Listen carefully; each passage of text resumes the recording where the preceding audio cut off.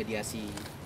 Dan agenda berikutnya adalah tanggal 14 bulan Mei sekitar jam 9 pagi para prinsipal diminta hadir untuk mendengarkan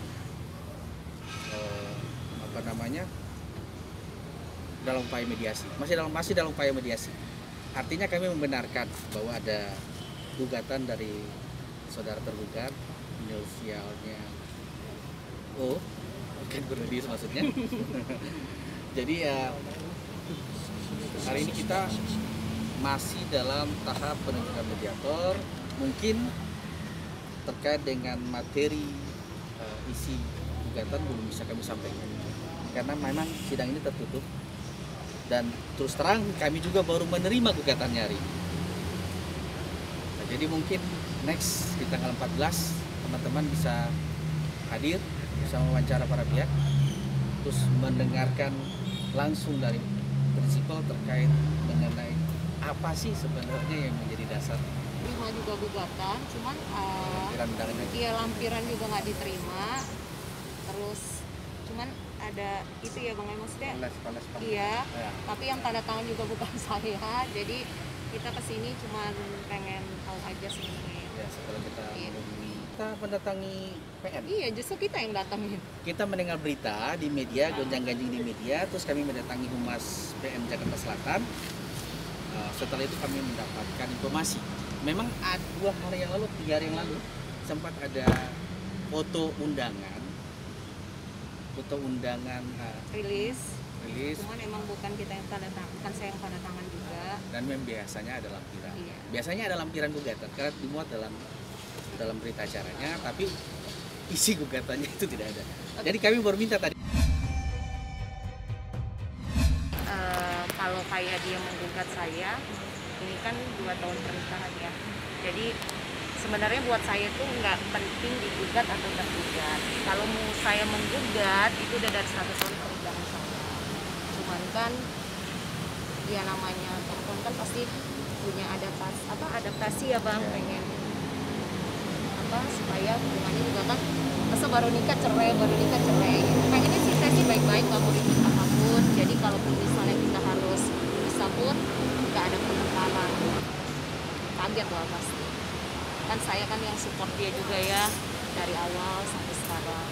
Kasih tadi kan saya bilang kalau misalnya nggak nyangka juga enggak sih ya, karena kan dari tahun pertama ya, dari tahun pernikahan saya yang pertama. Cuman kan ya dijalanin ya. Dari pertengkaran aja sih.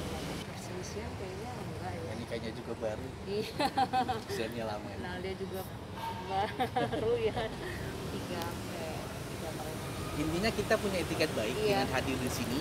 Kita ingin tahu apa sebenarnya menjadi dasar gugatan pertama. Terus kita juga ingin menunjukkan kita sebagai warga negara yang baik, patuh terhadap undangan yang sudah kita terima. Walaupun yang kita terima adalah foto sama pemberitahuan dari Humas PN Jakarta. Bukan percakapan ya, jadi kita itu kayak apa sih? Semuanya serba berbeda gitu deh Mbak. Beda pendapat gitu. Dia masih baik-baik aja. Itu masalah kan pengen tahu juga alasan gugatannya apa, makanya kita kesini ya. Karena sampai hari ini pun saya nggak terima.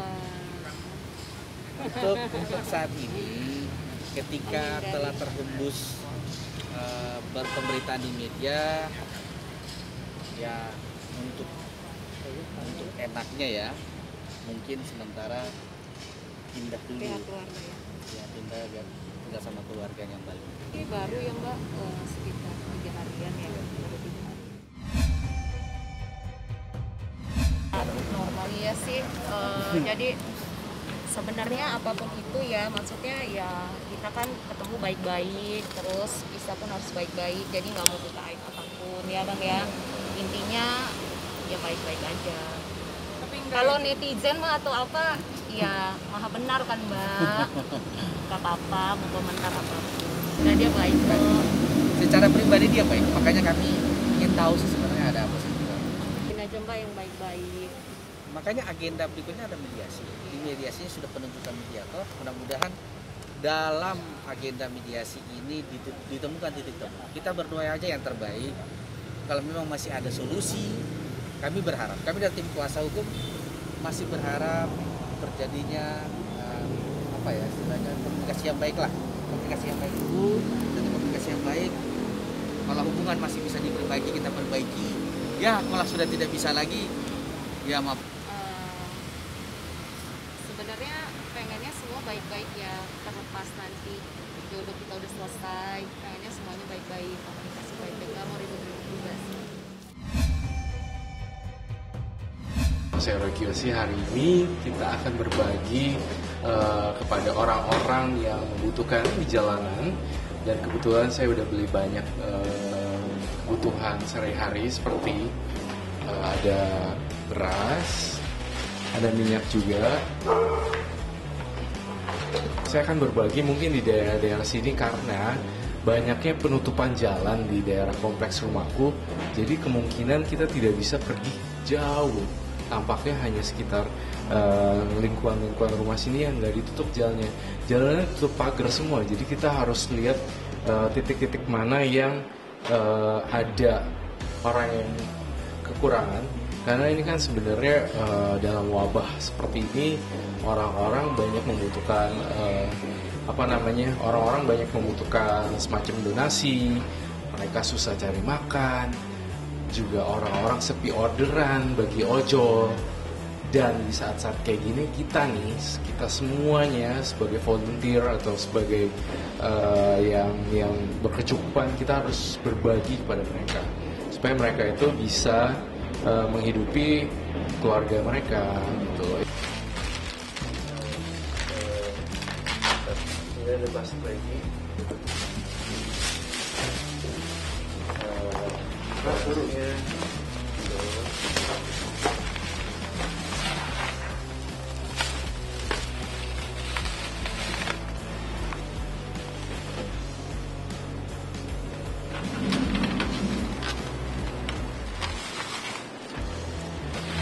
Terima kasih ya.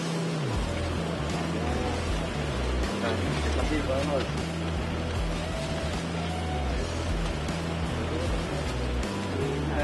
Ada Pak, satu lagi tidur. Pak, tidur. Panggilin dulu. Panggilin. Jadi ntar nih masalahnya begini, jadi saya sekitar sini berbagi, dan kemudian mungkin kita akan muter daerah lain yang ada ojolnya, dan berharap bisa ketemu banyak orang yang kekurangan seperti itu. Bapaknya kerjanya apa? Rongsokan, pemulung. Jadi semua nih petugas kebersihan. Jadi ada petugas kebersihan, ada pemulungnya, pengais sampah lah ibaratnya. Iya Pak. Ada temennya nggak satu lagi?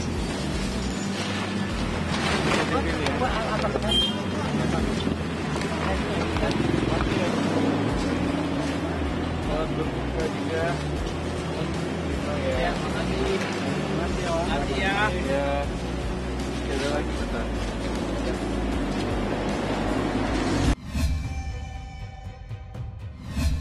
Jadi tadi hari ini saya udah berbagi di jalanan. Saya merasakan rasa yang senang sekali karena bisa berbagi dengan mereka dan berjumpa dengan orang-orang kekurangan. Karena orang-orang seperti kita ini yang masih berkecukupan harusnya berbagi buat mereka gitu loh. Karena mereka ini tuh butuh bantuan, tapi mereka nggak tahu caranya. Seperti orang berteriak tapi tanpa ada solusi. Namun orang-orang seperti kita harus membantu mereka demi kelangsungan hidup mereka. Walaupun cuma dikit seperti itu, tapi meaningnya artinya besar gitu. Misalnya berbagi beras, mereka bisa masak nasi, kemudian bisa minum kopinya, dan berbagi sama anggota keluarga yang lain. Tanpa melihat perbedaan agama, kita harus saling berbagi. Tanpa melihat warna rambut, warna matanya coklat, biru, atau apapun itu, kita harus tetap berbagi. Karena kita tuh bukan hidup sendirian gitu. Kita hidupnya itu rame-rame. Seperti ini loh, ibaratnya lilin. Lilin itu kalau kita nyalain ke lilin lain, semuanya akan nyala. Apa jadinya kalau nyala, semuanya jadi terang. Seperti itu. Saya akan terus berbagi dengan orang-orang. Saya akan terus berbagi untuk melanjutkan hidup mereka. Sama masih nafasku berembus. Pokoknya saya akan bantu semaksimal mungkin, sebisa dan semampu saya, dan sesuai kapasitas saya.